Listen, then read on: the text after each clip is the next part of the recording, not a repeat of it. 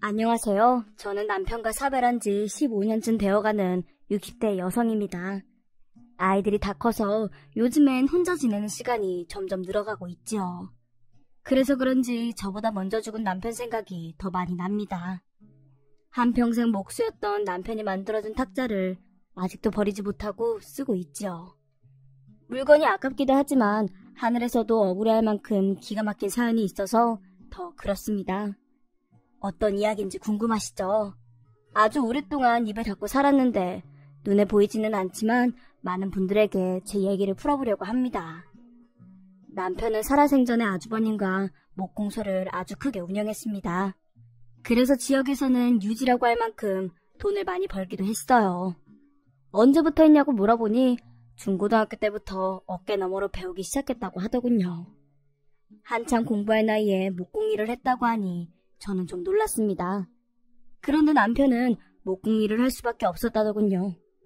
가족의 생계를 책임져야 했으니까요. 그래도 아주버님도 계셨는데 왜 그렇게 혼자 고생을 했냐고 했더니 아주버님은 다른 꿈이 있었다는군요. 어릴 때부터 반반하게 생긴 외모 때문인지 연기자가 되고 싶어 했다고 합니다. 그런데 그게 쉬운 길이 아니잖아요. 게다가 어디 한두 푼 필요한 게 아니고요. 연기 공부를 한다고 해서 다 스타가 되는 것도 아니고 그렇다고 다른 연예인들보다 월등하게 생긴 외모도 아니었으니까요. 그런데 문제는 점점 무명이 길어질수록 아주버님은 왜 뒷받침을 해주지 않냐고 불만이 많았다는군요. 아버지가 일찍 돌아가셔서 목공소 일을 어릴 때부터 했던 동생한테 그게 할 말인지.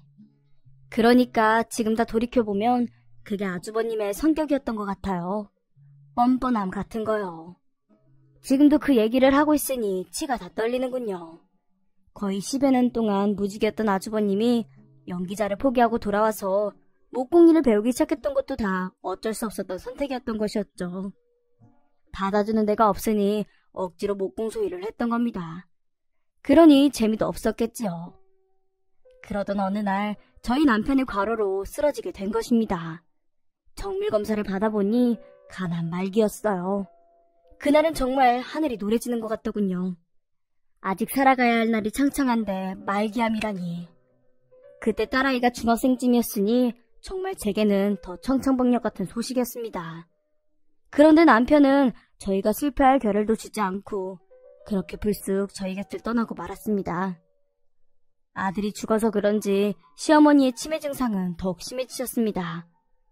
사실 그동안 저희 남편이 장남이 아닌데도 어머님은 저희가 모시면서 살고 있었습니다. 장남이라고 모든 걸 다 책임져야 하는 건 아니니까 저도 남편의 효심을 알기에 그렇게 하자고 한 것이죠.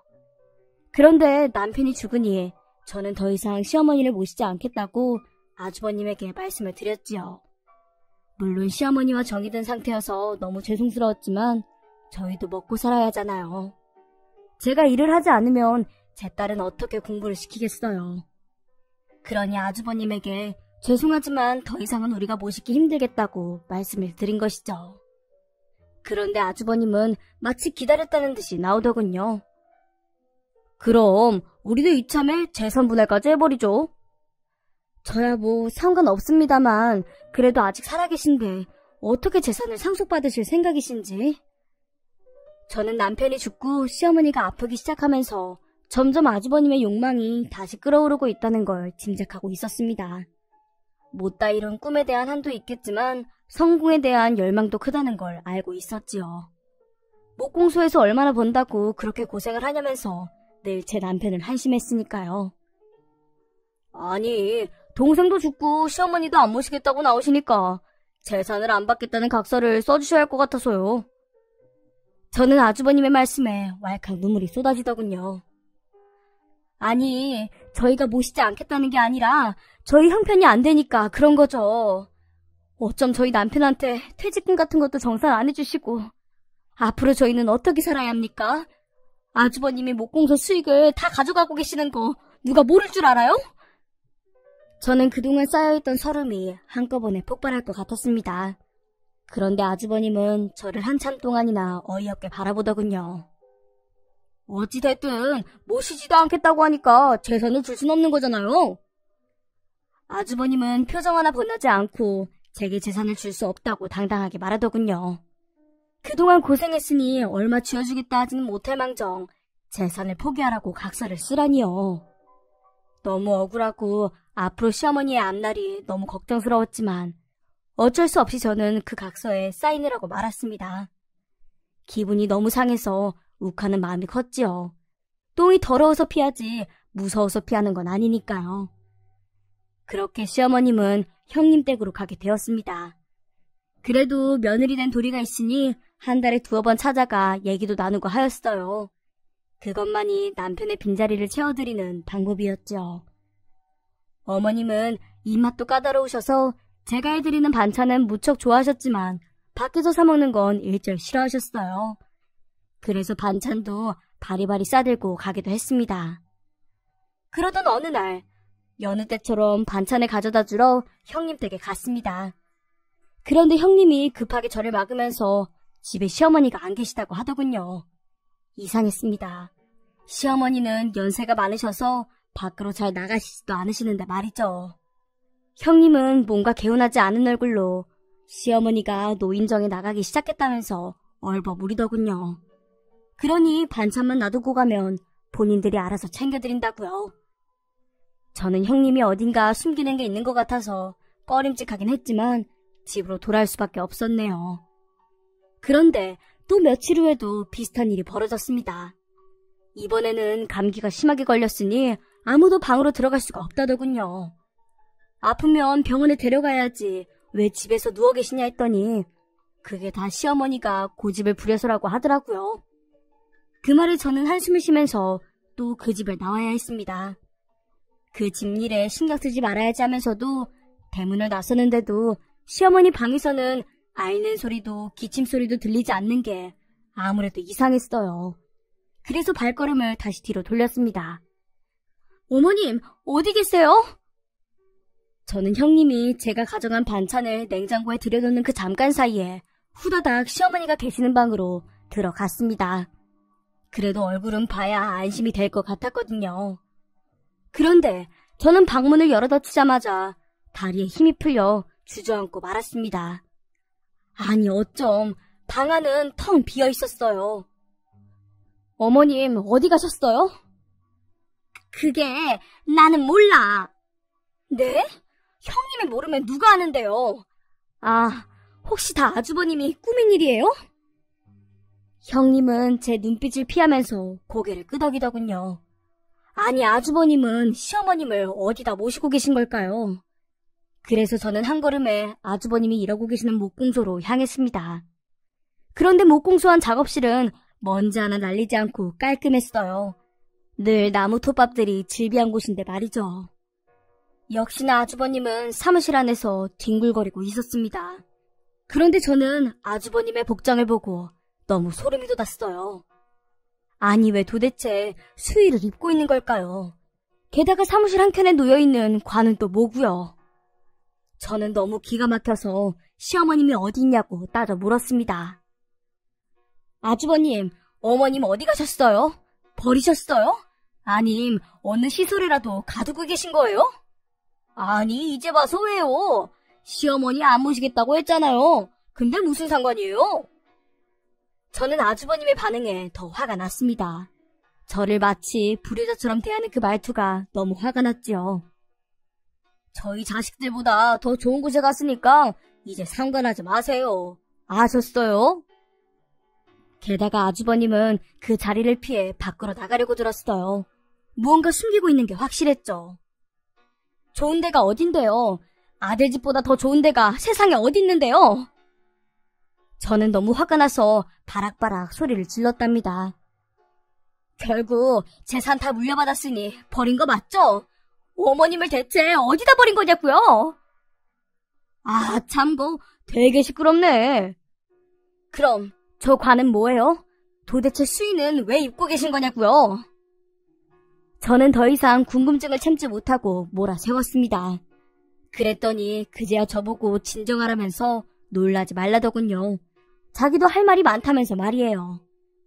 그리고 정말 아주버님의 말 맞다나 들으면 들을수록 밝혀지는 비밀에 저는 한숨이 저절로 새어나왔습니다. 그러니까 저는 주워온 자식이었다고요. 잘 알지도 못하면서 왜 저한테 화를 내요? 아니, 그래도 자식이잖아요. 평생을 그렇게 길러주셨잖아요. 아이고, 그게 길러준 거예요? 제가 친자식이었어 봐. 연기자 한다는 것도 평생을 못하게 하셨는걸요? 제가 듣기로는 밭까지 팔아가면서 할 수 있는 만큼 지원해준 걸로 아는데. 그러니까요. 그게 딱 그 정도밖에 안 해준 거라니까요. 네? 그게 얼마나 큰 돈인데 그게 적다고 그러는 거예요? 저는 정말 한심하게 아주버님을 바라봤습니다. 그걸 물려줄 때도 저희 남편 한마디 군소리도 안 했으니까요. 그게 보통 땅이 아니었어요. 대대손손 몰려온 집안의 가보 같은 땅이었는데 그걸 다 팔아서 지원을 해줬는데도 부족했다니요. 그러면서 저희 남편한테는 이 큰 목공소를 줬다면서 화를 내더군요. 그 말을 들으면 들을수록 화가 났습니다. 장남이 목공소일을 물려받지 않는데 어떻게 목공소를 물려주겠어요. 연기한다고 가져다 쓴 돈과 시간은 생각도 안 하고 게다가 결국 남편이 죽으니 그 명의도 다 다시 가져갔으면서 말이죠. 저는 저도 모르게 눈물이 흘러내렸습니다. 정말 화가 나서 그런지 눈물이 뜨겁더군요. 더 이상의 대화는 어려웠습니다. 안 되겠다 싶어서 경찰에 신고하겠다고 으름장을 놓았지요. 시어머니 제가 모시겠으니 그 재산도 다 달라고 어깃장도 놓았어요. 요즘엔 불효자법도 있는 거 아냐고 그거 다 다시 회수할 거라고 말이에요. 제 말에 아주버님은 어이없어 하면서도 뭔가 불안한 눈빛으로 저를 바라보더군요. 다시 회수할 수 있다고요? 네, 그거 소송 걸어서 어머니 재산 다 다시 돌려받을 거예요. 아셨어요? 제 말에 아주버님은 눈알이 왔다 갔다 하면서 뭔가 심각하게 고민하는 눈빛이었습니다. 제가 아주 잘 모시고 있어요. 거기다 워낙 고급진 노인 휴양시설이라서 가족 아니면 외부 면회가 전혀 안 되는 곳이거든요.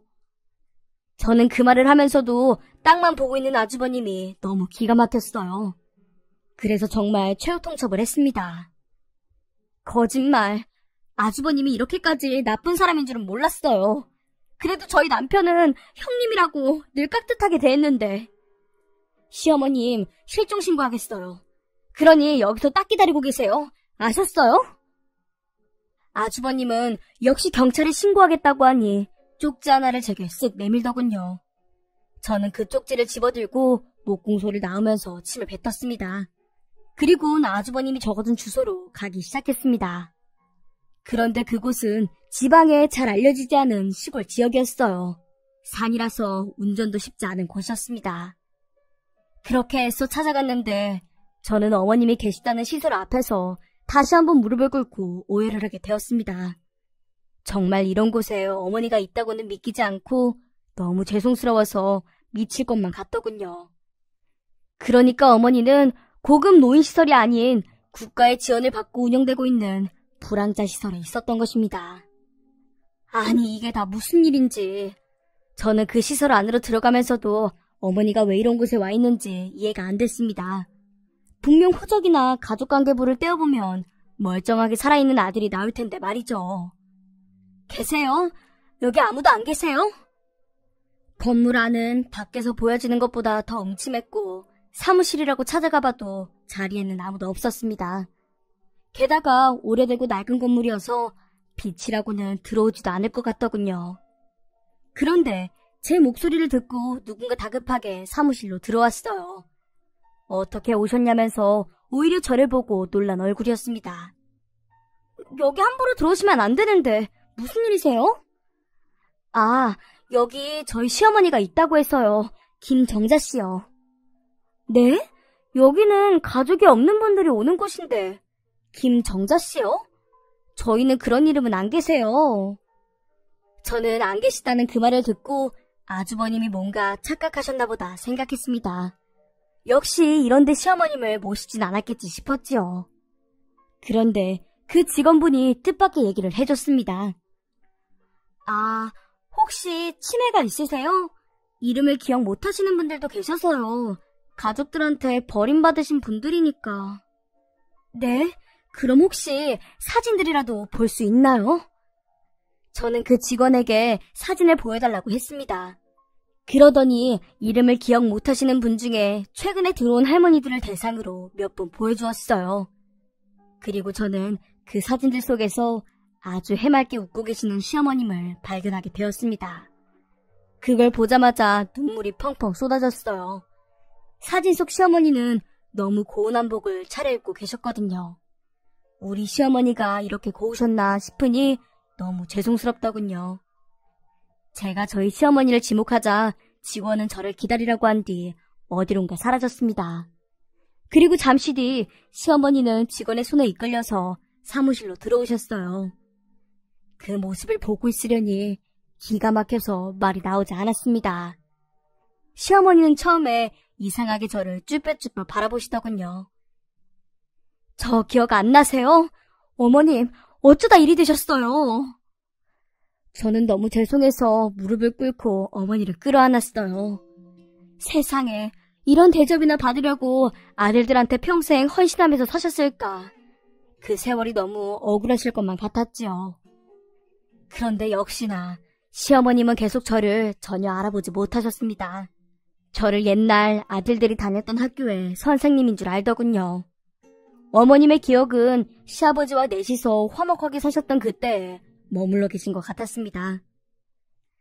선생님, 우리 아들들 잘 부탁드립니다. 공부 못하면 세게 혼내서라도 가르쳐주세요. 시어머님은 학교 선생님이 집에까지 찾아오신 이유를 궁금해하시면서 잘 부탁한다는 말을 반복하셨습니다. 그런 시어머님을 보고 있으려니 저도 마치 아들들의 선생님인 것처럼 연기를 해주어야 했어요. 네, 어머님. 아들들 지금 공부 잘하고 있으니까 걱정 마세요. 제가 다 잘 가르칠게요. 저는 그 말을 하는데 눈물이 터져 나왔습니다. 시어머님이 정신만 온전했어도 이런 대접은 안 받으실 텐데. 그렇게 저는 시어머님의 생사를 확인하고 집으로 돌아갔습니다. 가는데 발걸음이 너무 무겁더군요. 당장 어머님을 그 시설에서 데려와야 하는데 사정은 또 그렇지 않으니 화가 나기도 했습니다. 직원분도 가족이 있다는 걸 당분간은 비밀로 해드릴 테니 여유가 생기시면 그때 데리고 가라고 좋게 말씀해 주시더군요. 치매 노인이라서 집에서 케어하기 힘드실 거라고 오히려 제 걱정도 해주면서 말이죠. 그러니 절 생각해서 해주시는 그 조언이 정말 가슴을 더 아프게 만들었습니다. 그런데 제가 다녀간 지 한 달여가 지났을까요? 그 노인시설에서 제게 전화가 걸려왔습니다.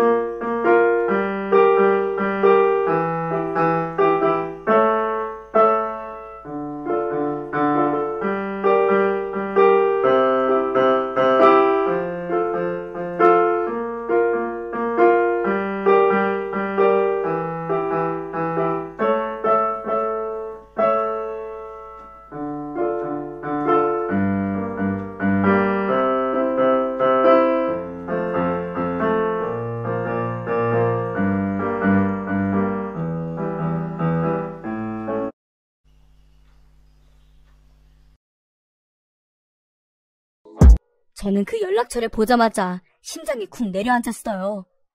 제게 연락할 일이라면 위급한 상황일 것 같아서요. 스의를 입고 관을 짜고 있는 아주버님의 모습도 뇌리를 스치더군요. 그게 왜 그런 거겠어요? 시어머니 빨리 죽으라고 그런 거 아니겠어요? 게다가 노인시설의 사진들을 보았을 때 저는 그 사진들이 곧 영정사진으로 쓰여질 수 있도록 일부러 밝은 한복을 입히고 찍었다고 짐작하고 있었지요. 그러니 그 전화를 받는데 수초간 망설여지더군요. 그런데 역시나 제 짐작이 맞았습니다. 시어머니가 지금 많이 위독하다는 전화였어요.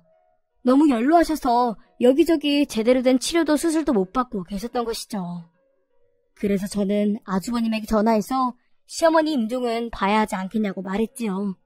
그래도 자식된 도리는 지켜야 하지 않겠냐고요. 제 말에 아주버님은 무척 당황스러워하면서도 뭔가 알 수 없이 들떠있는 목소리로 알겠다면서 그 병원으로 온다고 하더군요. 그러면서 자기가 그동안 상조회를 다 드러났다는 말까지 했습니다. 그걸 마치 자랑처럼 얘기해서 저는 화도 안 나더라고요. 그렇게 저는 요양시설이 있는 지역의 대형 병원 응급실로 향했습니다. 시어머니를 기다리는 중에는 사람이 살다가 죽는다는 게 다 부질없다는 생각이 들더군요.